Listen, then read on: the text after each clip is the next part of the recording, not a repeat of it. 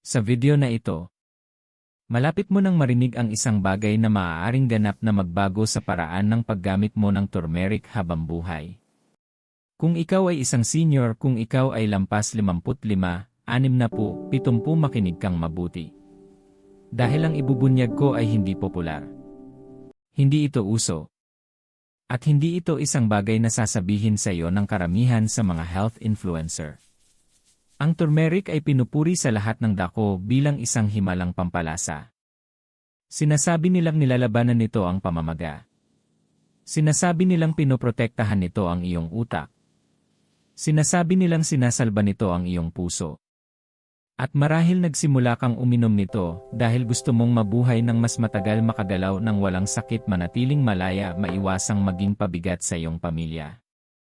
Ngunit paano kung sabihin ko sa iyo na ang paghahalo ng turmeric sa dalawang napakakaraniwang pagkain, mga pagkaing marahil kinakain mo bawat linggo, ay maaaring tahimik na magpataas ng iyong panganib sa panloob na pagdurugo, pinsala sa bato o maging sa mapanganib na pagbagsak ng asukal sa dugo? Hindi bukas. Hindi agad-agad. Kundi dahan-dahan. Tahimik. At sa edad mo, ang tahimik na pinsala ang pinakamapanganib na uri. Dahil pagkatapos ng 60, ang iyong katawan ay hindi na nakakabawi tulad ng dati. Mas mabagal magproseso ang iyong atay. Mas mabagal magsala ang iyong mga bato. Mas marupok ang iyong mga daluyan ng dugo. At ang dating hindi nakasasama sa edad na 40 ay maaaring maging mapanganib sa edad na 70. Iyan ang katotohanan. Ang mga respetadong institusyon tulad ng Mayo Clinic at Johns Hopkins Medicine ay nagbabala na ang turmeric ay maaaring makaapekto sa pamumuo ng dugo, antas ng asukal sa dugo, at maaari ring makipag-ugnayan sa mga gamot. Gayunman, milyon-milyong senior ang pinagsasama ito araw-araw sa iba pang makapangyarihang pagkain nang hindi nauunawaan kung ano ang nangyayari sa loob ng kanilang katawan. At narito ang masakit sa aking puso. Maraming matatanda ang umiinom ng turmeric dahil sila ay natatakot. Takot na lumala ang arthritis. Takot sa pagkawala ng memorya. Takot sa mga problema sa puso. Takot na mawalan ng kontrol sa sarili nilang katawan. Kaya inaabot nila ang isang bagay na natural. Ngunit ang natural ay hindi palaging nangangahulugang ligtas, lalo na kapag mali ang paghahalo. Isipin mong iniisip mong pinoprotektahan mo ang iyong puso, ngunit hindi mo namamalayang masyado mong pinanipis ang iyong dugo. Isipin mong naniniwala kang pinapalakas mo ang iyong katawan habang dahan-dahan mong pinapahirapan ang iyong mga bato. Isipin mong sinusubukan mong pigilan ang sakit, ngunit lumilikha ka ng panibago. Iyan ang dahilan kung bakit kailangan mong panoorin ito hanggang sa pinakahuli. Dahil hindi ko lamang sasabihin kung ano ang hindi dapat ihalo sa turmeric. Ipaliwanag ko rin kung bakit ito nagiging mapanganib lalo na sa mga senior, at kung paano mo mapoprotektahan ang iyong sarili sa tamang paraan. Hindi ito pananakot. Ito ay kamalayan.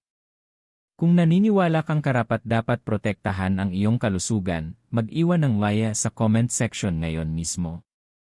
At habang nakikinig ka, tanungin mo ang iyong sarili ng tapat na ihalo ko na ba ang turmeric sa iba pang malalakas na pagkain o suplemento nang hindi ko talaga alam kung ano ang ginagawa nila kapag pinagsama.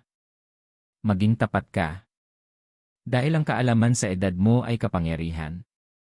At ang tamang impormasyon ngayon ay maaaring makapigil sa pagbisita sa ospital bukas. Manatili ka sa akin. Ang matututuhan mo ay maaaring magprotekta sa iyo o sa isang taong mahal mo mula sa isang pagkakamaling mukhang malusog ngunit hindi pala. Diretsuhin na natin ang katotohanan tungkol sa turmeric. Makapangyarihan ang turmeric. Walang pagtatalo tungkol dyan. Ang aktibong sangkap nito na curcumin ay pinag-aralan sa loob ng maraming dekada.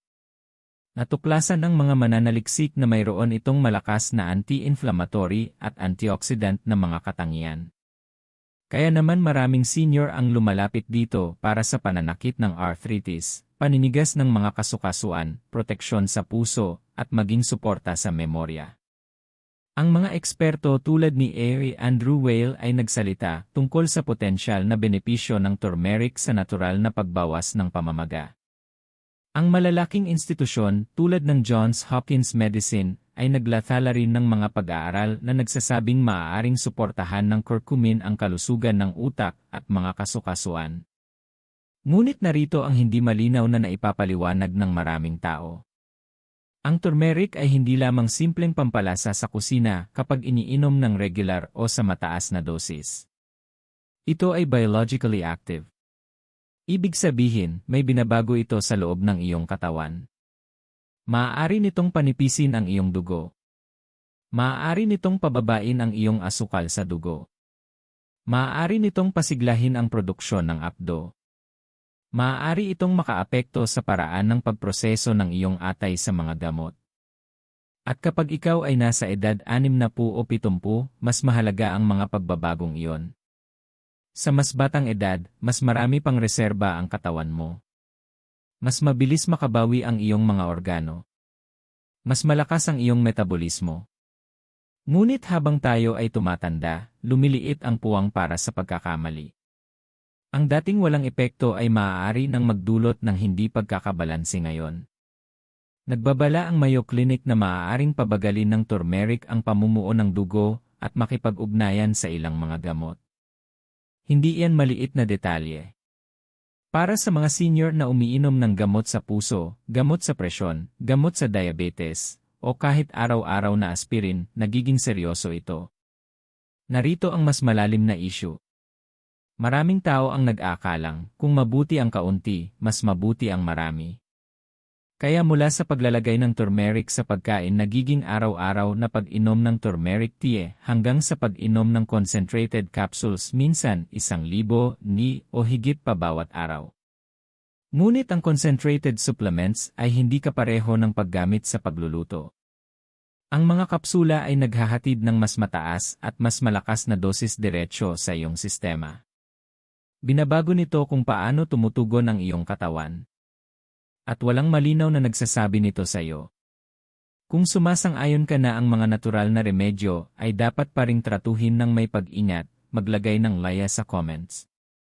Makapangyarihan ang turmeric at ang kapangyarihan ay dapat hawakan ng maingat. Hindi ito tungkol sa pananakot. Ito ay tungkol sa responsibilidad. Karapat-dapat mong maunawaan kung ano ang inilalagay mo sa iyong katawan, lalo na sa yugtong ito ng iyong buhay. Sa susunod na bahagi, pag-uusapan natin ang unang kombinasyon ng pagkain na tahimik na nagpaparami sa epekto ng pagpapalabnaw ng dugo ng turmeric, at kung bakit maaari itong maging mapanganib ng mas mabilis kaysa sa iniisip mo. Kung pinahahalagahan mo ang malinaw at direktang gabay sa kalusugan na tulad nito, siguraduhing mag-subscribe sa Gintong Sustansya at manatiling may kaalaman. Ngayon pag-usapan natin ang unang mapanganib na kombinasyon at ito ay napakakaraniwan. Turmeric kasama ang iba pang malalakas na pagkain na nagpapalabnaw ng dugo. Sa sarili nito, ang turmeric ay mayroon ng likas na antikoagulant na katangian. Ibig sabihin, pinapabagal nito ang pamumuo ng dugo. Sa maliit na dami na ginagamit sa pagluluto, maaaring hindi ito magdulot ng problema sa karamihan ng tao. Ngunit kapag sinimulan mo itong pagsamahin sa iba pang natural na blood thinners, lalo na kung regular, maaaring magdoble o magparami ang epekto. At dito maraming senior ang hindi namamalayang inilalagay ang kanilang sarili sa panganib. Ayon sa Mayo Clinic, maaaring tumaas ang panganib ng pagdurugo kapag ang turmeric ay ininom kasama ng mga gamot o suplemento na nagpapabagal din ng pamumuo ng dugo. Ngayon isipin mo kung gaano karaming karaniwang pagkain at suplemento ang kabilang sa kategoryang iyon. Bawang lalo na sa anyong suplemento. Luya, partikular ang malakas na ginger tea na iniinom araw-araw. Fish oil capsules. Mataas na dosis ng bitamina E. Kahit malalaking dami ng ilang madahong gulay. Individual, bawat isa ay maaaring may benepisyo. Ngunit kapag pinagsama, maaaring magsama-sama ang kanilang epekto. Isipin ang ganitong sitwasyon. Gigising ka at iinom ng ginger turmeric tea. Umiinom ka ng fish oil capsule para sa iyong puso. Naglalagay ka ng bawang sa pagkain dahil mabuti ito sa presyon. At marahil umiinom ka na ng low-dose aspirin o reseta na blood thinner tulad ng warfarin. Naniniwala kang pinoprotektahan mo ang iyong puso. Ngunit sa loob, maaaring masyadong numinipis ang iyong dugo kaysa sa nararapat. At sa edad na 65 o 75, ang iyong mga daluyan ng dugo ay hindi na kasing tibay ng dati. Mas marupok na sila. Mas manipis na ang lining ng iyong tiyan. Mas mataas ang panganib ng internal bleeding kaysa noong mga nakaraang dekada. Ang sobrang pagpapalabnaw ng dugo ay maaaring magdulot ng madalas na pagdurugo ng ilong, madaling pagkakaroon ng pasa, pagdurugo ng gilagid, dugo sa dumi, mabagal na paggaling ng maliliit na sugat. Sa malulubhang kaso, internal bleeding o pagdurugo sa loob ng katawan. At ang nakakatakot, ang internal bleeding ay hindi palaging nagpapakita agad ng malinaw. Maaari itong magsimula ng banayad, pagkapagod, panghihina, pagkahilo. Nagbababala ang mga eksperto tungkol sa interaksyong ito dahil may dahilan. Hindi ito teorya lamang. Nakikita ito sa totoong mga pasyente. Kung ikaw ay kasalukuyang umiinom ng anumang gamot sa puso, aspirin, o gamot sa presyon, maglagay ng laya sa comments. Hindi ito tungkol sa pagsisi sa turmeric. Ito ay tungkol sa pag-unawa sa synergy. Kapag pinagsama ang mga sangkap, lumalakas ang kanilang epekto. Ang iyong katawan ay hindi isang laboratorio kung saan maaari mong paghaluin ang makapangyarihang mga sangkap ng walang kahihinatnan. At narito ang maseryosong bagay, maraming senior ang naghahanda para sa operasyon nang hindi alam na ang turmeric at iba pang natural na blood thinners ay dapat itigil ilang linggo bago ang surgery. Kapag apektado ang pamumuo ng dugo sa panahon ng operasyon, tumataas ang komplikasyon. Kaya laging nagtatanong ang mga doktor tungkol sa mga suplemento, hindi lamang sa mga reseta. Maging tapat sa sarili mo. Naihahalo mo na ba ang turmeric sa luya, bawang, o fish oil nang hindi man lang nag-isip? Ang kamalayan na yon ay nakakaiwas sa pagsisisi bukas. Sa susunod na kabanata, lalaliman pa natin kung bakit mas nagiging mapanganib ang kombinasyong ito habang tayo ay tumatanda, at kung bakit ang dating walang problema sa edad na 45 ay maaaring maging delikado sa edad na 70. Ngayon, lalaliman pa natin ang isang bagay na ayaw aminin ng maraming tao. Binabago ng pagtanda ang lahat. Ang kinaya ng iyong katawan noong 40 ka pa ay hindi na pareho sa kinaya nito sa edad na 65 o 75. At hindi ito kahinaan, ito ay biyolohiya. Habang tayo ay tumatanda, unti-unting bumabagal ang paggana ng atay. Ang atay ang responsable sa pagproseso ng mga gamot, suplemento, at mga aktibong sangkap tulad ng curcumin sa turmeric. Kapag bumababa ang metabolismo ng atay, mas tumatagal ang pananatili ng mga sangkap sa iyong sistema. Ibig sabihin, maaaring mas lumakas ang kanilang epekto kaysa sa inaasahan. Kasabay nito, natural ding humihina ang paggana ng mga bato habang tumatanda. Ang mga bato ang nagsasala ng basura at sobrang sangkap mula sa iyong dugo. Kapag bumagal ang pagsasala, mas nagiging sensitibo ang iyong katawan sa concentrated supplements at pinagsama-samang herbal na kombinasyon. At may iba pa. Mas nagiging hindi elastiko ang mga daluyan ng dugo. Mas numinipis ang lining ng tiyan. Nagbabago ang paggana ng platelets. Mas humahaba ang oras ng paggaling. Kaya kapag ang natural na epekto ng turmeric sa pagpapalabnaw ng dugo ay pinagsama sa bawang, luya, fish oil, o mga reseta na antikoagulant, mas maliit ang puwang para sa pagkakamali ng tumatandang katawan. Ayon sa mga doktor sa mga institusyon, tulad ng Cleveland Clinic, mas mataas ang panganib ng komplikasyon sa matatandang may kaugnayan sa interaksyon ng suplemento at gamot. Hindi ito dahil masama ang mga suplemento, kundi dahil nagbago na ang kakayahan ng katawan na magproseso. Gawin nating praktikal. Sa edad na 45, maaari kang uminom ng turmeric tea at wala kang maramdamang kakaiba.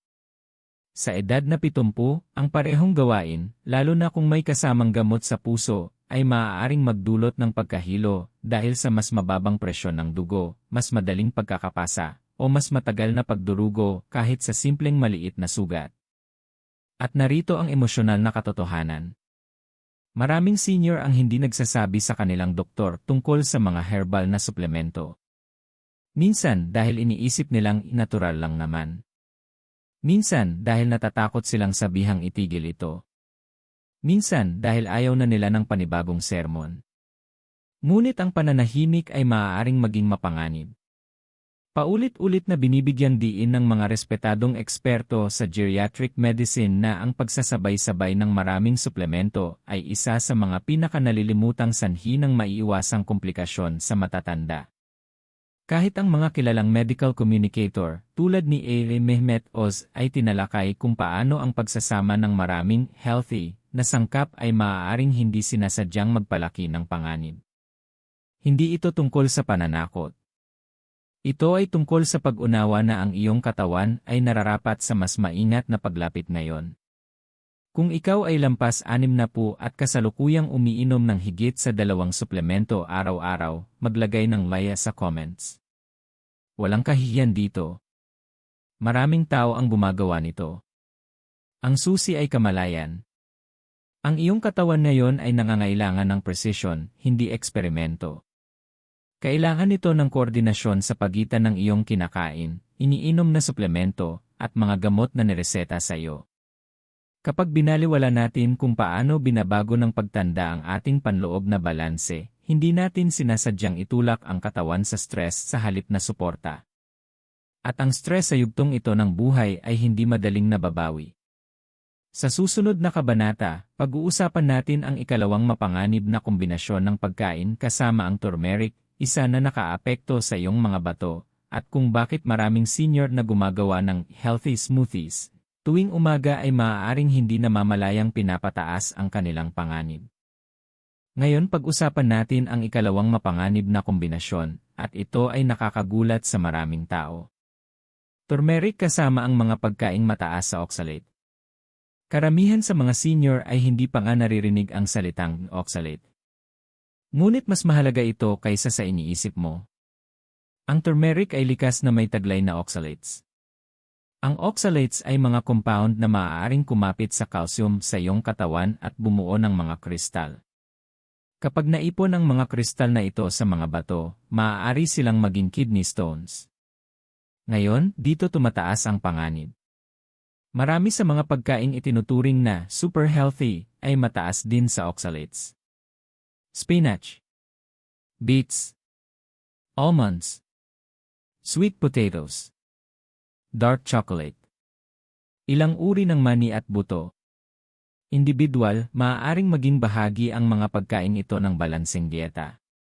Ngunit kapag araw-araw mong pinagsasama ang turmeric sa spinach smoothies, almond milk, meriendang mani, at iba pang pagkain mataas sa oxalate, maaaring nadaragdagan ang bigat na dinadala ng iyong mga bato.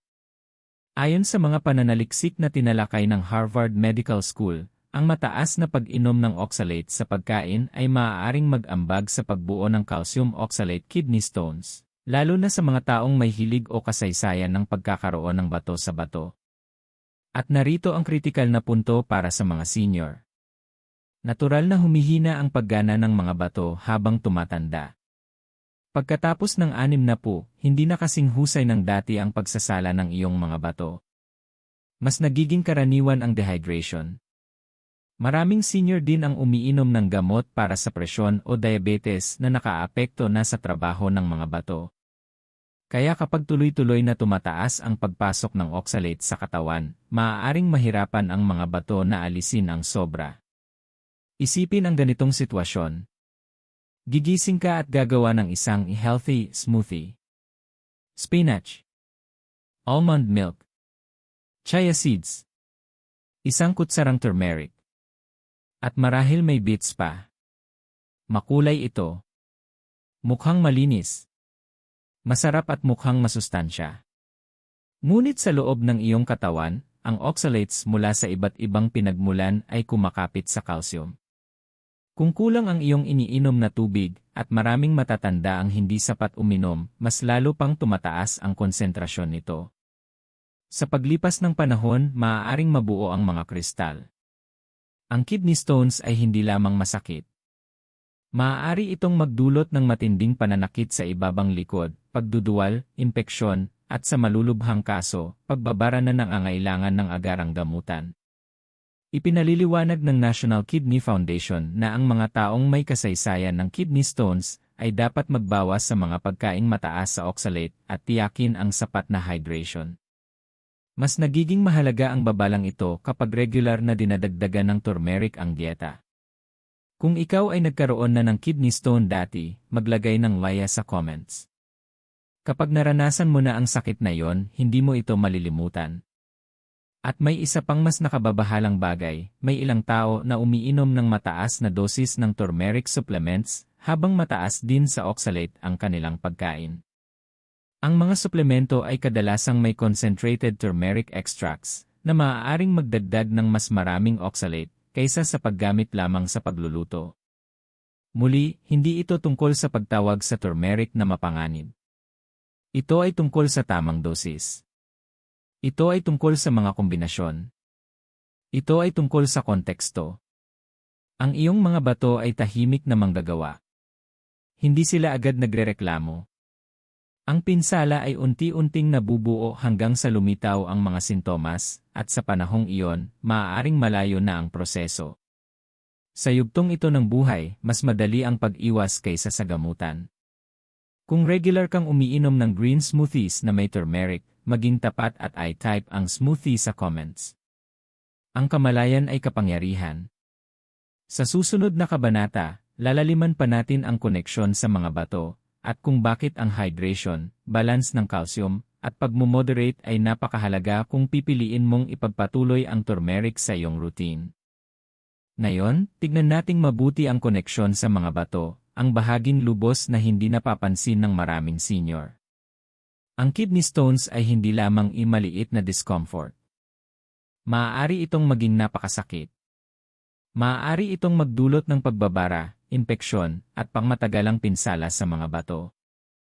At gayon paman, maraming senior ang hindi namamalayang pinapataas ang kanilang panganib araw-araw sa pamamagitan ng pagsasama ng turmeric at mga pagkaing mataas sa oxalate.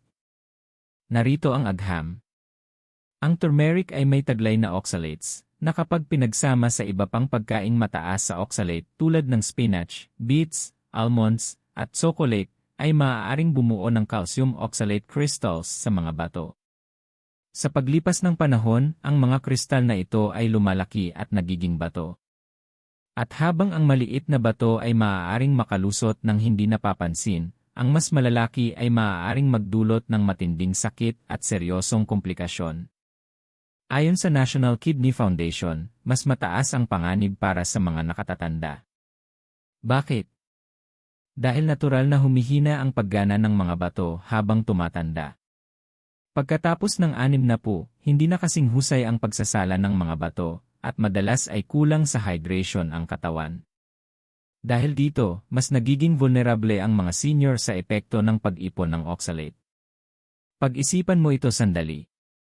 Tuwing umaga, gumagawa ka ng healthy smoothie. Spinach, turmeric, marahil may almonds para sa texture, beets para sa kulay. Masarap ito. Nakakabusog. Mukhang masustansya. Ngunit sa loob, ang mga oxalate ay tahimik na kumakapit sa calcium, dahan-dahang pinapataas ang panganib ng pagbuo ng bato. At hindi doon nagtatapos ang panganib. Kapag nabuo na ang mga bato, maaari silang magdulot ng bigla at matinding pananakit sa ibabang likod o tagiliran. Pagduduwal at pagsusuka. Impeksyon sa daanan ng ihi. Dugo sa ihi. Pangmatagalang pinsala sa bato kung hindi maagapan. Maraming senior ang binabaliwala ang banayad na discomfort. Iniisip na ito ay simpleng tanda lamang ng pagtanda o kaunting pananakit ng kalamnan.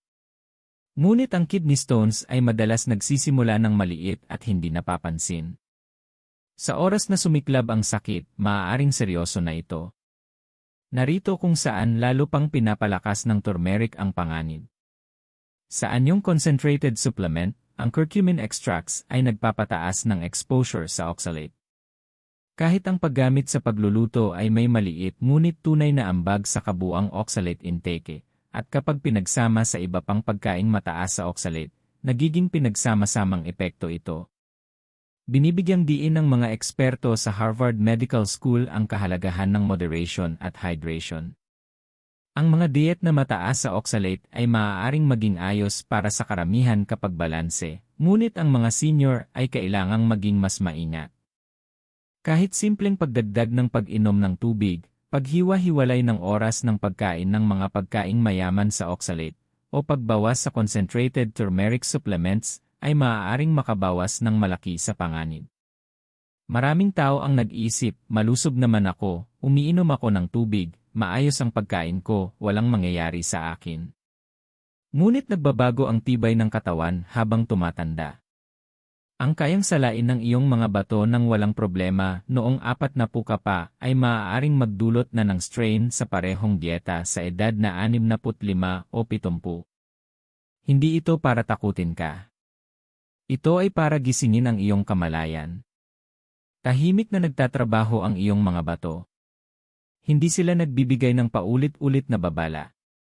Ang pinsala ay maaaring maipon ng tahimik hanggang sa magkaroon ng krisis. Ang pag-iwas ang tunay mong sandata. Kung naranasan mo na ang kidney stones, kahit banayad lamang, alam mo ang kahalagahan nito. At kung regular kang kumukonsumo ng mga pagkaing mataas sa oxalate, kasama ang turmeric, panahon na para huminto at muling suriin ang iyong ginagawa. Hindi kailangang maging komplikado ang iyong kalusugan. Ngunit kailangan ito ng pansin, lalo na sa mga pagkain at suplementong pinagsasama mo. Sa susunod na kabanata, tatalakayin natin ang isang bonus na babala para sa mga senior na may kinalaman sa blood sugar, isa pang tahimik na panganib kapag ang turmeric ay pinagsama sa ilang pagkain. Marami ang hindi nakakarinig tungkol dito, ngunit maaari itong maging mapanganib kapag binaliwala. Ngayon pag-usapan natin ang isang nakatagong panganib na bihirang isaalang-alang ng maraming senior, ang epekto ng turmeric sa asukal sa dugo. Pinupuri ang turmeric dahil sa kakayahan nitong tumulong sa pag-regulate ng blood sugar levels. Sa maliit na dami na ginagamit sa pagluluto, maaari itong maging kapaki-pakinabang. Ngunit kapag pinagsama ito sa iba pang pagkain o suplemento na nagpapababa rin ng asukal sa dugo, lalo na kung ikaw ay umiinom na ng gamot para sa diabetes, maaari itong maging mapanganib. Maraming senior ang umaasa sa mga natural na remedyo upang makatulong sa pagkontrol ng blood sugar. Ampalaya, cinnamon, fenugreek, at kahit ilang herbal tea ay ginagamit araw-araw. Sa sarili nila, maaaring may banayad na benepisyo ang mga ito. Ngunit kapag isinama sa turmeric, maaaring maging mas malakas ang pinagsamang epekto kaysa sa inaasahan. Bakit ito mahalaga?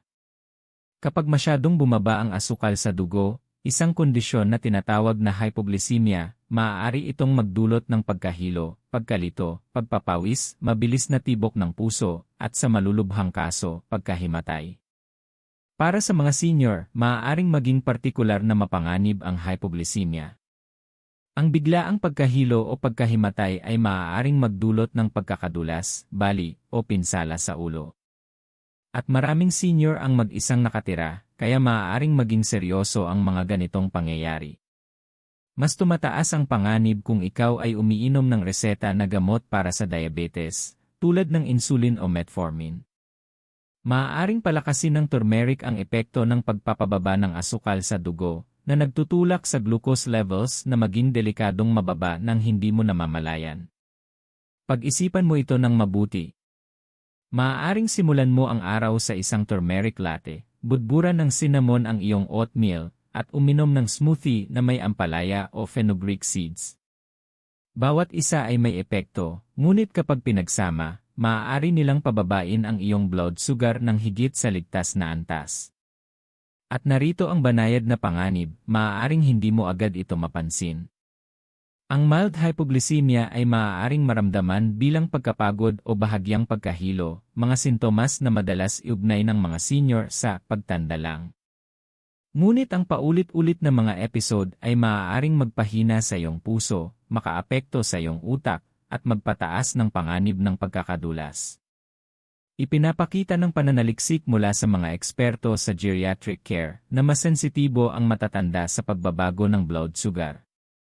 Mas mabagal ang kanilang paggaling at mas maliit ang puwang para sa pagkakamali. Kahit ang maliliit na pagbabago, kung paulit-ulit sa loob ng mga linggo o buwan, ay maaaring magkaroon ng seryosong pinagsamang epekto. Hindi ito tungkol sa pagsasabing masama ang turmeric. Ito ay tungkol sa pag-unawa sa konteksto. Sa edad mo, iba na ang pagtugon ng iyong katawan. Ang mga natural na remedyo ay maaaring maging mapanganib kapag pinagsama o ininom sa mas mataas na dosis ng walang tamang gabay. Ang emosyonal na katotohanan ay ito, maraming senior ang umiinom ng mga malulusog na kombinasyon na ito ng may mabuting intensyon. Gusto nilang kontrolin ang blood sugar ng natural. Gusto nilang umiwas sa maraming gamot. Gusto nilang manatiling malaya at malakas. Ngunit ang mismong mga pagkain at pampalasa na inaakala nilang nakatutulong ay maaaring tahimik na maging panganib. Kung ikaw ay umiinom ng anumang gamot para sa diabetes, o nakaranas ng pagkahilo, pagkalito, o pagkahimatay, panahon na upang pag-isipang muli kung paano mo pinagsasama ang turmeric sa iba pang natural na nagpapababa ng blood sugar. Ang kamalayan ngayon ay maaaring makaiwas sa aksidente o seryosong medikal na emerhensya bukas. Ang pangunahing aral, mahalaga ang moderation, tamang pagitan ng pag-inom, at maingat na pagmamanman. Maaaring suportahan ng turmeric ang kalusugan, ngunit kung gagamitin lamang ito ng may karunungan at may pansin sa iba pang pagkain at suplementong bahagi ng iyong routine. Sa susunod na kabanata, tatalakayin natin kung paano ligtas na gamitin ang turmeric, ang tamang dami, tamang oras, at mga kombinasyon na magbibigay daan upang ma-enjoy mo ang mga benepisyo nito nang hindi inilalagay sa panganib ang iyong kalusugan. Ito ang praktikal na kaalamang kailangan ng mga senior upang maprotektahan ang kanilang sarili habang patuloy na tinatamasa ang nakagagaling na kapangyarihan ng turmeric. Ngayong natuklasan na natin ang mga nakatagong panganib ng turmeric kapag pinagsama sa ilang pagkain, panahon na para pagtuunan kung paano ito gamitin ng ligtas. Dahil ang turmeric mismo ay hindi kaaway, isa ito sa pinakamakapangyarihang kaalyado ng kalikasan kapag ginamit ng tama. Ang susi dito ay moderation. Para sa karamihan ng mga senior, ang pinakaligtas na paraan ay ang paggamit ng turmeric sa daming pangluto lamang, ang maliliit at natural na dami na inilalagay sa pagkain. Isang kurot sa scrambled eggs, isang kutsarita sa sabaw, kaunting budbod sa stir-fry, ang mga daming ito ay nagbibigay daan sa katawan na makinabang nang hindi na-overwhelm ang iyong sistema. Ang high-dose supplements, sa kabilang banda, ang karaniwang pinagmumulan ng panganib. Maraming tao ang nag-aakalang kung mabuti ang kaunti, mas mabuti ang marami. Ngunit ang concentrated turmeric extracts, kapsula, o pulbos ay naghahatid ng mas maraming curcumin kaysa sa kayang iproseso ng katawan ng sabay-sabay. Maaari nitong palakasin ang epekto ng pagpapalabnaw ng dugo, makaapekto sa blood sugar, o magdagdag ng oxalate load sa mga bato. Mahalaga rin ang tamang oras ng pag-inom. Kung ikaw ay umiinom ng mga reseta na gamot, mas ligtas na paghiwalayin ng ilang oras ang pag-inom ng turmeric. Nakakatulong ito upang maiwasan ang paghadlang sa paraan ng pag-metabolize ng katawan sa mga gamot. Halimbawa, kung umiinom ka ng gamot sa presyon o diabetes sa umaga, maghintay ng ilang oras bago uminom ng turmeric tea o magdagdag ng turmeric sa pagkain. Ang simpleng pag-aayos na ito ay maaaring magdulot ng malaking kaibahan sa kaligtasan. Isa pang mahalagang bagay para sa mga senior ay ang hydration. Sinasala ng iyong mga bato ang mga compound ng turmeric kasama ng iba pang waste, at ang sapat na pag-inom ng tubig ay nakatutulong upang maiwasan ang pag-ipon ng oxalate. Ang araw-araw na sapat na tubig ay sumusuporta sa ligtas na paggamit ng turmeric at sa pangkalahatang kalusugan ng bato. Mahalaga ring isaalang-alang ang kombinasyon ng mga pagkain. Iwasang pagsabay-sabayin ang turmeric sa maraming natural na blood thinners o pagkaing mataas sa oxalate sa iisang pagkakataon. Sa halip, pagpalitin ang mga sangkap, panatilihin katamtaman ang dami, at obserbahan kung paano tumutugon ang iyong katawan. Halimbawa, kumain ng spinach sa isang araw at uminom ng turmeric tea sa ibang araw. Huwag pagsabay-sabay ng mabigat ang bawang, luya, at turmeric sa isang pagkain. Binibigyang diin ng mga eksperto sa mga institusyon, tulad ng Cleveland Clinic na ang paggamit sa pagluluto ang pinakaligtas para sa mga senior. Ang maliliit na dami na idinaragdag sa pagkain ay nagbibigay ng anti-inflammatory at antioxidant na benepisyo nang walang panganib na kaugnay ng mataas na dosis ng suplemento. Kasing halaga ng aksyon ang kamalayan. Magtala ng iyong kinakain, mga suplementong iniinom, at anumang sintomas na napapansin mo. Ang pagkahilo, hindi pangkaraniwang pasa, o pagbabago sa pag-ihi ay mga maagang babala na hindi dapat baliwalain. Ang mga obserbasyong ito ay nagbibigay ng mahalagang impormasyon sa iyong doktor at nakatutulong maiwasan ang seryosong komplikasyon. Narito ang emosyonal na katotohanan, maraming senior ang naniniwalang inaalagaan nila ang kanilang kalusugan sa pamamagitan ng paggamit ng turmeric at iba pang natural na remedyo. At maganda ang layuning iyon. Ngunit kung walang kaalaman at tamang estratehiya, maaaring hindi sinasadyang mapinsala ang mismong katawan na nais mong protektahan. Ang kaligtasan ay hindi nangangahulugang itigil ang turmeric, nangangahulugan ito ng paggalang sa limitasyon ng iyong katawan. Ibig sabihin, unawain na sa iyong edad, iba na ang pagproseso ng mga organo sa mga sangkap, mas mababa ang tolerance, at mas maliit ang puwang para sa pagkakamali. Sa paggamit ng turmeric sa sukat na pangluto lamang, paghiwalay nito sa oras ng pag-inom ng gamot, pananatiling hydrated, at pag-iwas sa mapanganib na kombinasyon ng pagkain, maaari mong tamasahin ang mga benepisyo nito nang hindi inilalagay ang iyong sarili sa nakatagong panganib. Sa susunod na kabanata, pag-uusapan natin kung sino ang dapat umiwas sa turmeric ng tuluyan, ang mga taong kahit maliit na dami sa pagluluto ay maaaring maging mapanganib. At kung paano gumawa ng mga desisyong may sapat na kaalaman upang maprotektahan ang iyong kalusugan habang patuloy na tinatangkilik ang mga pagkain at pampalasang iyong minamahal. Ngayon, dumako tayo sa isang napakahalagang bahagi para sa mga senior, ang pag-alam kung sino ang dapat umiwas sa turmeric ng tuluyan. Dahil para sa ilang tao, kahit maliit na dami sa pagluluto ay maaaring magdulot ng tunay na panganib. Ang pag-unawang ito ay maaaring literal na magligtas ng iyong buhay. Makapangyarihan ang turmeric, ngunit hindi ito lunas para sa lahat. May ilang kondisyon at gamot na maaaring gawing mapanganib kahit ang maliit na dami nito. Kung kabilang ka sa alinman sa mga kategoryang ito, kinakailangan ang matinding pag-ingat. Una, kung ikaw ay umiinom ng blood thinners o anticoagulants, maaaring palakasin ng turmeric ang kanilang epekto. Kahit kaunting budbod sa pagkain ay maaaring magpataas ng panganib ng pagdurugo. Kabilang dito ang mga gamot tulad ng warfarin, aspirin o clopidogrel. Hindi ito haka-haka lamang, may mga naitalang kaso ng internal bleeding, matagal na pasa, at maging seryosong pagdurugo sa mga senior na hindi na malayang pinagsama ang mga ito. Ikalawa, ang may sakit sa gallbladder ay dapat umiwas sa turmeric. Pinapasigla ng turmeric ang produksyon ng apdo, na maaaring magpalala ng gallstones o pamamaga ng gallbladder. Madalas na tahimik na nabubuo ang problema sa gallbladder sa mga senior, at maaaring bigla at masakit ang unang sintomas matapos kumain. Kahit daming pangluto lamang ay maaaring magdulot ng discomfort o mag-trigger ng atake. Ikatlo, ang may kasaysayan ng kidney stones ay kailangang maging lubhang maingat. Ang turmeric ay may taglay na oxalates na maaaring mag-ambag sa pagbuo ng calcium oxalate stones kapag pinagsama sa iba pang pagkaing mataas sa oxalate. Sa mga senior, natural na humihina ang paggana ng bato, kaya nababawasan ang kakayahang mailabas ang mga sangkap na ito ng mahusay.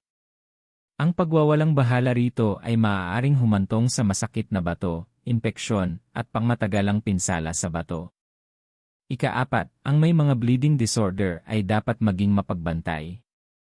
Ang mga kondisyong tulad ng hemophilia o thrombocytopenia ay nangangahulugang hindi normal ang pamumuo ng dugo. Ang pagdagdag ng turmeric sa dieta, sa anumang anyo, ay maaaring magpalala ng sitwasyon at gawing mapanganib kahit ang maliliit na pinsala.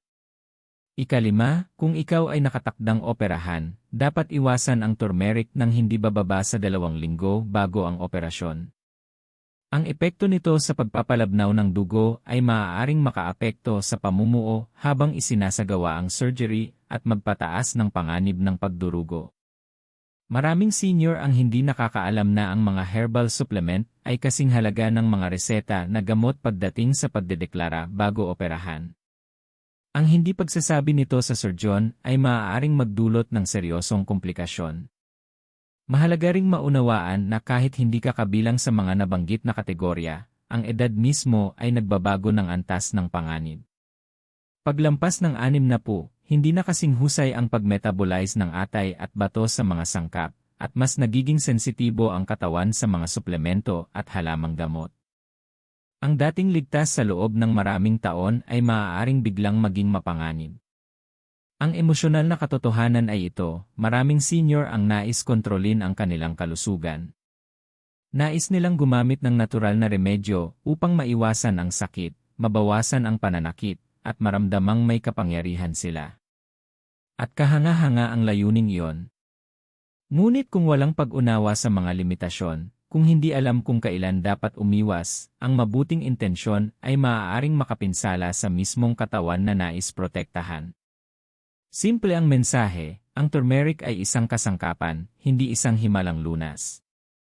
Maaari nitong suportahan ang iyong kalusugan kung gagamitin ng tama, ngunit maaari rin itong maging mapanganib kung may kahinaan ang iyong katawan o kung may interaksyon sa mga gamot. Ang kaalaman at pagbabantay ang iyong mga kakampi. Ang iyong kalusugan ay iyong responsibilidad. Hindi ito tungkol sa takot, ito ay tungkol sa kapangyarihan. Sa pag-unawa kung sino ang dapat umiwas sa turmeric at bakit, kinokontrol mo ang iyong sariling kapakanan sa paraang maaaring makaiwas sa seryosong medikal na emerhensya. Ito ang punto kung saan ang kamalayan ay nagiging proteksyon. Hindi lamang ito tungkol sa mas mahabang buhay, kundi sa mas ligtas, mas malakas, at mas kumpiyansang pamumuhay. Sa susunod na kabanata, pagsasamahin natin ang lahat at ibabahagi ang huling mensahe, isang panawagan sa mga senior na nais gumamit ng turmeric ng may karunungan, protektahan ang kanilang kalusugan, at yakapin ang kaalamang nagpapanatili sa kanilang malakas at malaya. Ngayon, pagsamahin natin ang lahat at direktang kausapin ka. Ito na ang huling kabanata, at ito ang pinakamahalaga dahil ito ay tungkol sa pagkuha ng kontrol sa iyong kalusugan, sa iyong katawan, at sa iyong buhay. Makapangyarihan ang turmeric. May kakayahan itong magbawas ng pamamaga, sumuporta sa paggana ng utak, at makatulong sa kalusugan ng puso. Ngunit ang kapangyarihan na walang kaalaman ay maaaring maging mapanganib. Para sa mga senior, ang pagsasama ng turmeric sa ilang pagkain, suplemento, o gamot ay maaaring tahimik na lumikha ng mga panganib na maaaring makaapekto sa iyong dugo, sa iyong mga bato, sa iyong puso, at maging sa iyong kaligtasan. Ang totoo, maraming senior ang umiinom ng turmeric nang may mabuting layunin. Gusto nilang gumaan ang pakiramdam, mas madaling makagalaw, at mabuhay ng mas matagal. Gusto nilang protektahan ang sarili laban sa arthritis, pagkawala ng memorya, at iba pang hamon ng pagtanda. Ngunit kung walang pag-unawa sa mga interaksyong na pag-usapan natin, mga blood thinners, pagkaing mataas sa oxalate, mga suplementong nagpapababa ng blood sugar, problema sa gallbladder, at paggana ng bato, ang mabubuting intensyong ito ay maaaring magdulot ng nakatagong panganib. Hindi ito para takutin ka. Ito ay para gisingin ka. Ito ay para bigyan ka ng kaalaman na magpapalit ng umaasang kalusugan tungo sa ligtas na kalusugan. Ang kaibahan ay kamalayan. Ang kaibahan ay aksyon. Maglaan ng sandali at pag-isipan ito. Ilan sa iyong pang-araw-araw na gawi ang pakiramdam mo ay ganap na ligtas dahil lamang natural ang mga ito. Ilan sa mga healthy routine ang maaaring naglalagay ng stress sa iyong katawan nang hindi mo namamalayan. Ang iyong katawan ay nararapat igalang. Tahimik na nagtatrabaho ang iyong mga organo araw-araw upang panatilihin kang buhay at malakas. Ang iyong atay, ang iyong mga bato, ang iyong puso, ang iyong dugo, hindi sila humihingi ng pagkilala, ngunit nararapat silang alagaan at pagdesisyonan ng maingat. At ngayon, mayroon ka ng impormasyon upang gumawa ng mas mabuting mga desisyon. Kung kahit kaunti ay nabuksan ang iyong mga mata ng video na ito, huwag mong hayaang dito na lang ito magtapos. Gamitin ang iyong natutunan. Obserbahan ang mga pagkaing pinagsasama mo sa turmeric. Iwasan ang mapanganib na kombinasyon sa mga pagkaing mataas sa oxalate at mga natural o reseta na blood thinners. Bantayang mabuti ang iyong blood sugar kung ikaw ay umiinom ng gamot sa diabetes o pinagsasama ang turmeric sa iba pang pagkaing nagpapababa ng asukal sa dugo. Manatiling hydrated at igalang ang limitasyon ng iyong katawan. Alamin kung kailan dapat umiwas sa turmeric ng tuluyan. Makapangyarihan ang kamalayan, ngunit ang aksyon ang tunay na nagpoprotekta sa iyo. Ang mga hakbang na gagawin mo ngayon ay maaaring makaiwas sa pagbisita sa ospital, masakit na komplikasyon, at hindi kinakailangang stress para sa iyo at sa iyong mga mahal sa buhay. At narito ang emosyonal na katotohanan, hindi lang ito tungkol sa mas mahabang buhay. Ito ay tungkol sa pamumuhay ng may dignidad, lakas, at kumpiyansa. Ito ay tungkol sa paggalaw ng walang takot, malinaw na pag-isip ng walang pagkalito, at pagprotekta sa iyong kalayaan. Ito ay tungkol sa pag-alam na ang mga desisyong ginagawa mo ngayon ay nagbabantay sa iyong bukas. Bago matapos ang video na ito, nais kong gawin mo ang 3 bagay. Isa, maglagay ng ngaya sa comments kung may bago kang natutunan ngayon. 2, sabihin sa amin kung saan ka nanonood, ang iyong lungsod o bansa. Nakaka-inspire makita ang mga senior sa buong mundo na inaalagaan ang kanilang kalusugan. 3, maglaan ng sandali upang suriin ang iyong pang-araw-araw na routine sa turmeric. Isaalang-alang kung anong mga pagbabago ang maaari mong gawin upang maprotektahan ang iyong kalusugan. Nakikinig ang iyong katawan. Mahalaga ang bawat desisyon. Bawat kombinasyon ng pagkain, halamang gamot o suplemento ay may epekto. At ngayon, mayroon ka ng kaalaman upang gumawa ng matalinong mga desisyon. Kung pinahahalagahan mo ang ganitong uri ng impormasyong maaaring magligtas ng buhay, siguraduhing mag-subscribe sa gintong sustansya. May darating pang mga video na dinisenyo upang protektahan at bigyang lakas ang mga senior tulad mo. Tandaan, ang turmeric ay isang kasangkapan, hindi isang himalang lunas. Igalang ito, gamitin ng may karunungan, at magpapasalamat sa iyo ang iyong katawan. Ito ang iyong kalusugan, ang iyong buhay, at ang iyong responsibilidad. Seryosohin mo ito. Protektahan mo ito ng buong tapang. At mamuhay araw-araw ng mas malakas, mas ligtas, at mas may kamalayan.